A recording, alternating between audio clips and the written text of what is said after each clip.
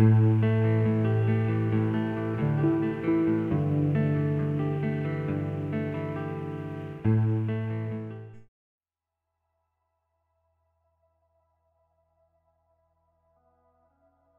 nom, c'est Ruggiero, Roland Lewis, qui sont mes deux prénoms. Je viens du Burundi, je suis né dans la capitale Bujumbura.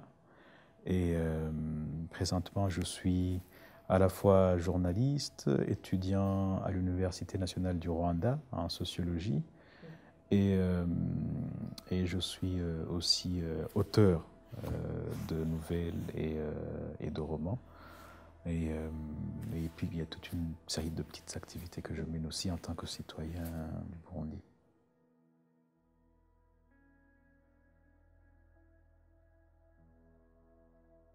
Alors, ce qui est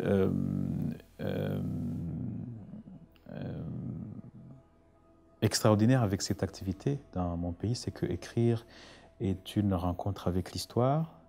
C'est un défi, c'est une manière de participer à la redéfinition de ce que c'est être burundais. C'est une rencontre avec la culture.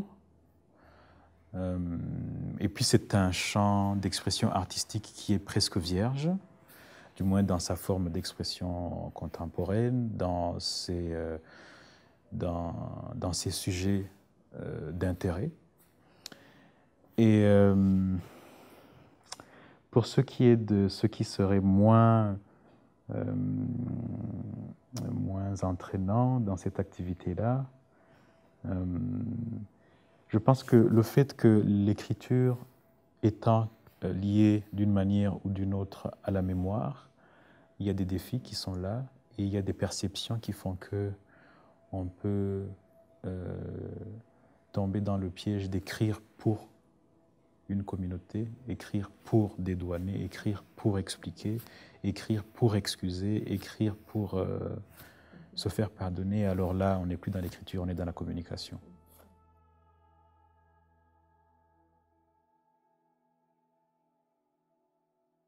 C'est une question très difficile parce que il y a cette facilité, peut-être aussi, je pense que c'est une constante dans la littérature, parfois africaine ou même d'ailleurs, je pense, mais spécifiquement africaine, de penser qu'avant la colonisation, c'était beau, c'était le pays idéal, il y avait des valeurs, il y avait tout ça, mais je pense que je ne peux pas répondre entièrement à 100% à cette question. Je n'ai pas vécu cette période-là, donc je ne peux rien dire. Je ne peux pas dire que c'est la colonisation, je ne peux pas dire que c'est la période après la colonisation, parce que je ne l'ai pas connue. Et puis par ailleurs, il y a eu toute une série de problèmes qu'a rencontré le pays, des morts, des massacres, des périodes de croissance économique, mais sur le plan social, des questions fondamentales qui ont été oubliées ou qui ont été étouffés. Et finalement, je pense que la période la plus excitante, c'est la période que je vis. C'est ce que je peux témoigner. Elle est excitante pour trois raisons. Premièrement, le Burundi s'ouvre. C'est plus une petite île. Les gens voyagent, les gens ont Internet, les gens rencontrent des gens, les gens viennent à Iowa City. C'est quelque chose d'extraordinaire. Et donc la rencontre enrichit, la rencontre permet de se poser des questions, de vivre d'autres expériences. La deuxième chose qui fait que la période contemporaine que je vis soit excitante, c'est qu'il y a une liberté d'expression au Burundi. Alors, comme partout ailleurs, elle est menacée, il y a des tentatives de l'étouffer, mais elle est là et on en profite. Et je trouve que c'est une chance extraordinaire parce que souvent, des pays post-conflit, il y a cette tendance de maîtriser la parole, d'essayer de l'étouffer ou d'essayer de la canaliser, mais au Burundi, ce n'est pas le cas. Et on en profite vraiment, et je pense que c'est une chance extraordinaire. Et puis, troisièmement, le Burundi est un pays vierge dans beaucoup de domaines. C'est un pays où on peut rêver, on peut faire des choses. Et penser qu'on a encore 50 ans, 60 ans d'innovation, de créativité, c'est quelque chose qui qui me soulage et qui fait que j'ai envie de rester dans ce pays pour travailler encore et encore.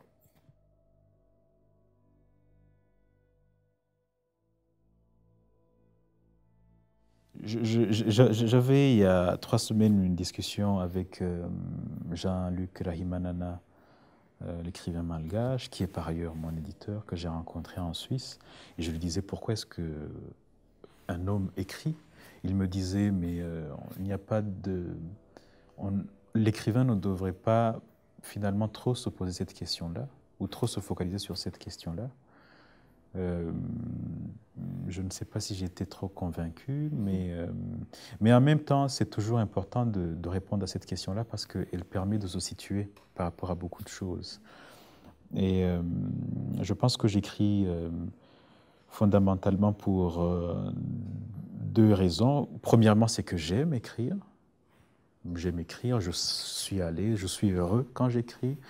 Il y a un rapport avec les mots qui est de l'ordre du matériel, c'est un goût, c'est un voyage comme les autres aiment manger, comme les autres aiment marcher, comme les autres aiment chanter. C'est un moment où je vis.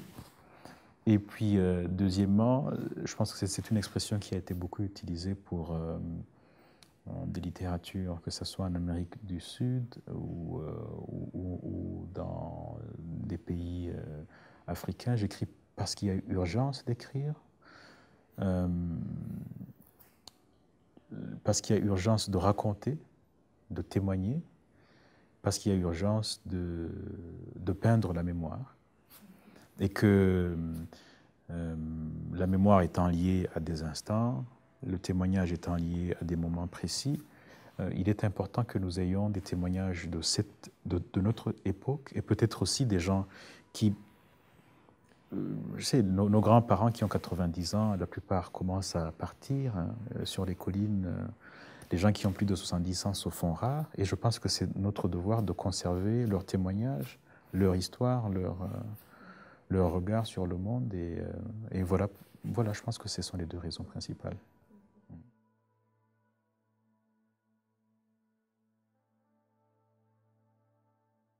Je pense que l'ouvrage qui m'a marqué le plus, c'est une œuvre de Ngugi wa Thiong'o, où en fait c'est le travail de Ngugi wa Thiong'o sur le lien entre les langues et les classes sociales. Et je reviens d'ailleurs sur votre question sur quelle langue j'emploie. J'emploie la langue française, qui est une langue de l'élite. Elle n'est parlée et utilisée que peut-être par 10 ou 15%, ou grosse limite 20% de la population burundaise. De 80% ne parlent et ne comprennent, n'utilisent au quotidien que le Kirundi. Donc déjà, le fait que je n'écrive... Alors écrire, ça c'est un autre problème. Avoir un livre, c'est l'élite de l'élite de l'élite de l'élite. Et donc... cette position-là fait que je sois extrêmement perturbé et conscient de cette position-là, de ma position en tant qu'écrivain en français. Et le livre de Ngugi wa Thiong'o qui s'appelle Decolonizing the Mind décrit en fait le processus qu'il a amené à écrire, à quitter l'expression écrite anglaise pour sa langue maternelle, et toutes les questions qui sont liées en fait aux représentations symboliques et mythologiques que véhicule la langue d'autrui, qui n'est pas la langue maternelle, par rapport aux populations locales. Je pense que ce sont des questions fondamentales pour les communautés africaines, d'autant plus que après le français, alors le Burundi a pendant beaucoup d'années, depuis disons 1930, 1940, avec les premières publications des missionnaires et même avant, jusqu'à maintenant, la littérature est plutôt, ou l'expression écrite est plutôt en français. Mais nous intégrons l'East African Community, nous nous ouvrons de plus en plus à des pays d'expression anglophone. Et donc il y a l'anglais qui arrive, et puis il y a dans cette East African Community le Swahili qui est là aussi. Donc finalement, quelle est la place de notre langue maternelle qui, à bien des égards, pour plusieurs raisons, véhicule encore toute la richesse culturelle burundaise? Quelle est cette place-là? Et quelle est ma place en tant qu'écrivain par rapport à cette langue-là? Qu'est-ce que je peux dire à la majorité en langue maternelle, en Kirundi? Qu'est-ce que je peux dire en Kirundi? Qu'est-ce que je peux dire en Kirundi à la population burundaise? Qu'est-ce que je peux dire en Kirundi au reste? Que sera le Kirundi dans 20 ans, dans 30 ans? Quand on voit toutes ces forces de pression économique, politique, culturelle qui tendent à réduire l'espace d'expression du Kirundi. Et ce sont des questions fondamentales qui peuvent se poser et qui, je l'espère, doivent être fondamentalement posées au niveau de l'État.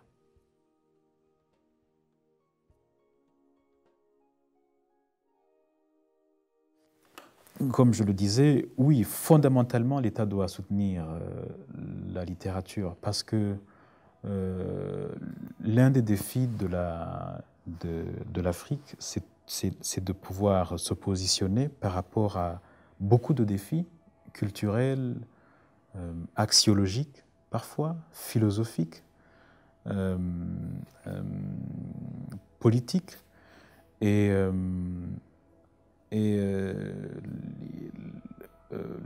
le Burundi, comme d'autres pays, ne pourrait pas se positionner par rapport à ça si le pays ne sait pas d'où il est venu, où il est et qu'est-ce qu'il veut à la fin, où est-ce qu'il veut aller à la fin.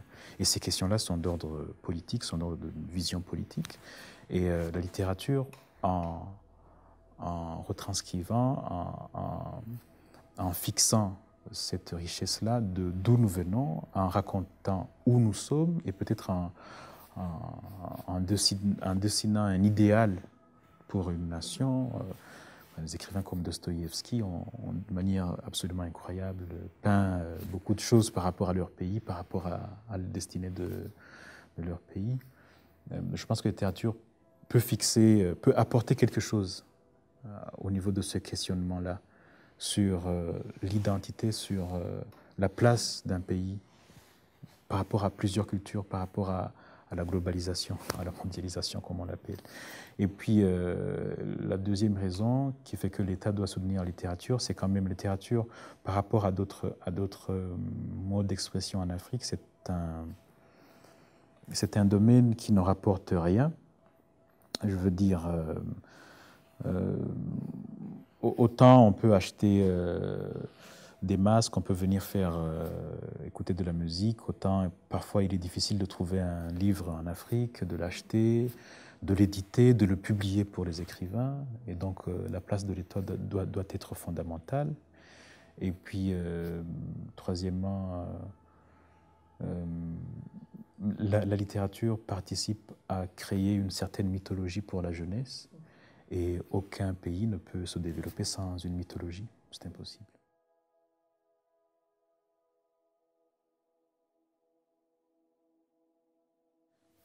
Pas vraiment.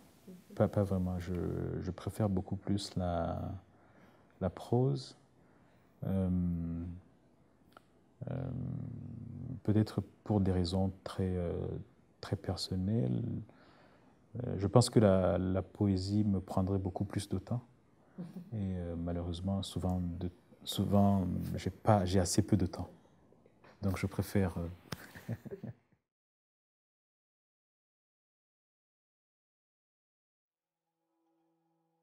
alors, ce qui m'a surpris, quand je suis venu ici, j'avais comme...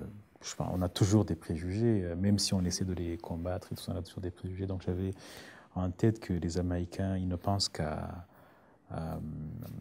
business, travailler, bosser, gagner des sous, et puis peut-être les dépenser, travailler, gagner des sous, les dépenser. Et donc dans l'avion, en quittant Amsterdam vers Chicago, j'ai rencontré un couple, je ne me rappelle plus d'où ils viennent, je sais pas, Texas, je ne me rappelle plus. En tout cas, c'est le sud de Arkansas, ou je ne sais pas, c'est le sud des États-Unis, à mon avis. Et de manière très spontanée, ils m'ont demandé, c'est la première fois que tu viens aux États-Unis? J'ai dit oui. Et qu'ils ont commencé à me raconter, ils me disent, mais qu'est-ce que tu vas faire dans l'Iowa? Il n'y a rien, il n'y a que du maïs, il n'y a rien à voir et tout ça. Et j'étais très content parce que c'était un peu le contraire de ce que je m'attendais. Et donc, ce qui me frappe, et après, je viens de passer un mois ici, ce qui me frappe, c'est la manière dont les Américains sont très cool dans le contact. Je veux dire, they are very friendly in contact. Ils ne sont pas réservés. Quand tu entres dans une banque, comment tu vas? Tu as passé une bonne journée? On commence à te parler. Et puis même la langue, c'est how guys, you guys, you should do this. Roland, you have to do this. On n'est pas on n'est pas formel du tout. C'est vraiment, c'est pratique. C'est une culture on est pratique, très très pratique. Et ça, ça m'intéresse beaucoup. Et puis l'autre chose qui me frappe, c'est comment les États-Unis sont un continent, un monde. Et je pense que je comprends beaucoup pourquoi, relativement à nous autres qui venons d'autres pays, les Américains que je rencontre ne savent pas beaucoup de choses par rapport à nous, à ce qui se passe à l'extérieur. Parce qu'il se passe tellement de choses, il y a tellement de choses qu'on peut vivre ici toute une vie sans s'inquiéter, sans vouloir quitter. Et puis, troisièmement, ce qui me frappe beaucoup, c'est le sens de la communauté. Que ce soit chaque samedi, on porte le tricot, le t-shirt Hawkeys. Quand tu vas dans des lieux, là je viens de la New Orleans, les gens portent la fleur de lys. Les gens, on soutient son équipe, on soutient son église, on soutient son université, on soutient son armée, on soutient son pays. Il y a toujours le sens de la communauté, toujours, et ça, c'est assez frappant.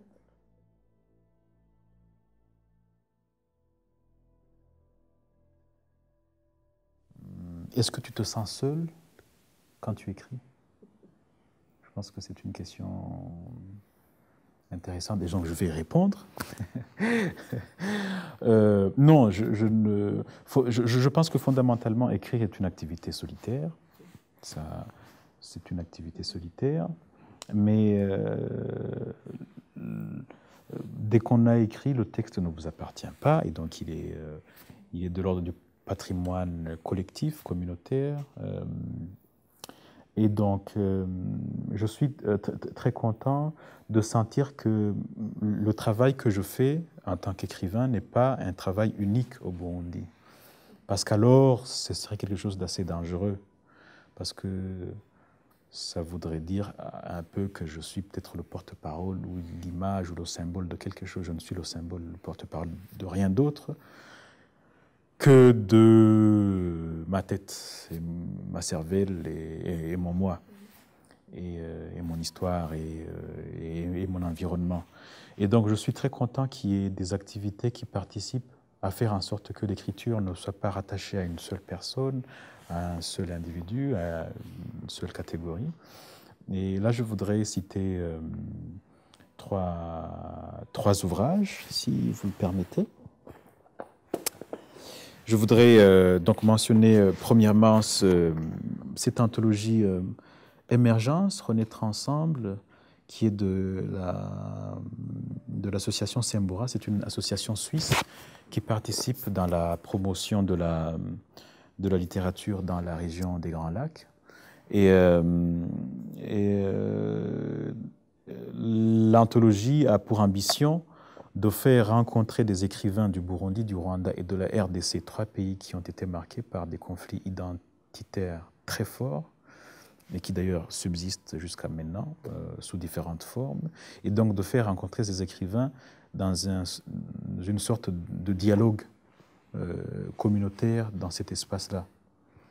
Et c'est un exercice, c'est une activité extrêmement intéressante parce qu'elle permet de mettre en contraste, de souligner beaucoup de réalités partagées, différentes, conflictuelles entre ces trois pays.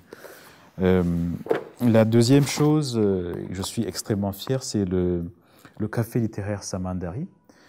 C'est une activité que nous avons lancée il y a 3 mois avec une poète burundaise qui s'appelle Ketini Vyabandi et qui réunit chaque semaine à Bujumbura des Burundais qui sont là pour parler de la littérature, premièrement, mais de manière plus large de l'art, de la politique, de l'actualité du Burundi. Et je suis très content que donc, nous ayons pu publier ce recueil des textes sur l'indépendance du Burundi. C'est une activité extrêmement formelle. Ce n'est pas sous une forme d'association. C'est une rencontre presque spontanée, mais qui dure depuis 3 ans.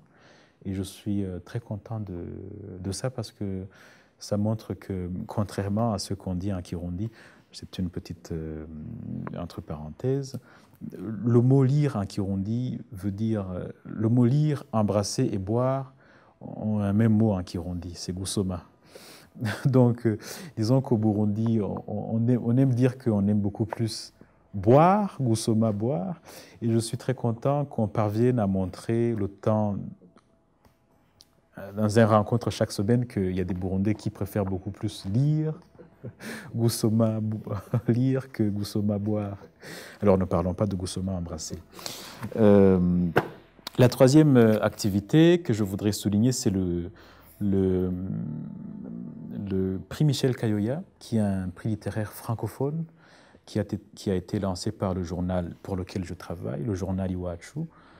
Je suis l'initiateur de cette activité-là et je suis très content de participer pour la 5e fois cette année à cette activité-là. C'est une activité qui est soutenue par l'ambassade de France au Burundi. Nous avons lancé un autre prix, le prix Handicap Prize, en anglais cette fois-ci, cette année-ci. Et on aura les premiers lauréats l'année prochaine. L'activité est soutenue par les Anglais. Et ces 2 activités permettent, à mon avis, de mettre en exergue des talents littéraires qui n'ont pas forcément des moyens de se faire publier. Et donc, par exemple, avec l'écrivain Thierry Manirambona, qui est aussi un écrivain que je voudrais vraiment recommander à l'université d'Iowa. Il est extraordinaire pour moi, d'une perspicacité, d'une rigueur et d'une présence humaine extraordinaire par rapport aux défis sociaux du Burundi. Nous travaillons par exemple, je travaille par exemple avec Thierry Manirambona et un autre écrivain sur une série de publications sur le Burundi à paraître en 2015 à la veille des élections. Et donc cette activité-là, tenue depuis 5 ans, 3000 exemplaires du petit recueil qui sont distribués à l'intérieur du pays, permet de donner accès aussi aux jeunes du Burundi à l'intérieur du pays à une littérature burundaise, à des noms d'auteurs burundais. Et ça, c'est extrêmement fort pour moi. Voilà.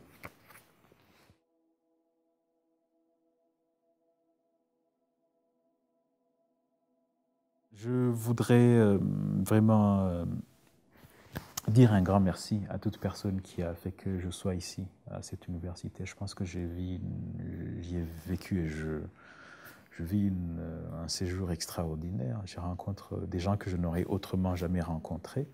33 écrivains dans un espace de moins de 200 mètres carrés, c'est extraordinaire. C'est juste extraordinaire. J'ai été en Louisiane, à New Orleans. C'est extraordinaire ce voyage. Les rencontres, les lectures auxquelles je participe, même si mon niveau d'anglais n'est pas extraordinaire, mais je pense que c'est une rencontre avec une langue, avec une manière de raconter le monde qui m'enrichit. Et puis il y a des gens extraordinaires, des gens d'une vitalité intellectuelle qui m'étonne. Toi, Natacha, je trouve que je ne t'ai jamais vu reposer, en train de faire des choses. Joe, la maison Chambo House, et puis la chance d'entrer dans une bibliothèque de 5 millions d'ouvrages. quand on sait le défi de l'accès aux livres dans les pays africains, enfin, c'est une chance qu'on n'a eu qu'une seule fois dans la vie, et je suis heureux de l'avoir.